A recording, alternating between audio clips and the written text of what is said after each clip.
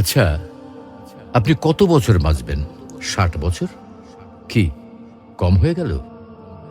আচ্ছা, বড় জোর ৭০, না হয় ৭৫ বছর। আর যদি খুব লাকি হন তাহলে ৮০ অথবা তার একটু বেশি। টিকটিক করে কিন্তু সেকেন্ড সময় চলে যাচ্ছে, আর টুক করে হাতে জমে থাকা সব সেকেন্ড শেষ হয়ে যাবে একদিন। একজন মানুষের কাছে যখন কয়েকশো কোটি টাকা থাকে, তখন তাকে টাকার বিলাসিতা মানায়।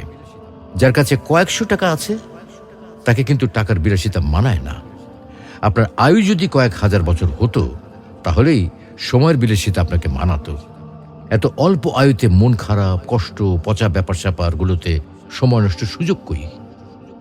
তার চেয়ে বরং ফ্যামিলিকে সময় দিন, ভালো বই পড়ুন, টুক করে বেরিয়ে আসুন চমৎকার কোনো জায়গা থেকে। রাত জেগে আকাশ দেখুন, ভোরের সূর্যোদয় দেখুন, সন্ধ্যায় পাখিরা কিভাবে ঘরে ফেরে সেটা দেখুন, নদীর ঢেউ অনুভব করুন। একটু ভাবুন, আজকের এই দিনটা যদি আপনার অথবা আমার শেষ দিন হয়, তাহলে আপনার আমার পরিবারের কালকে কি হবে? অবশ্যই আল্লাহ দেখবেন, কিন্তু এই পরিবার আর নিজের জন্য যে এত সময় নষ্ট করছি, তার কি হবে?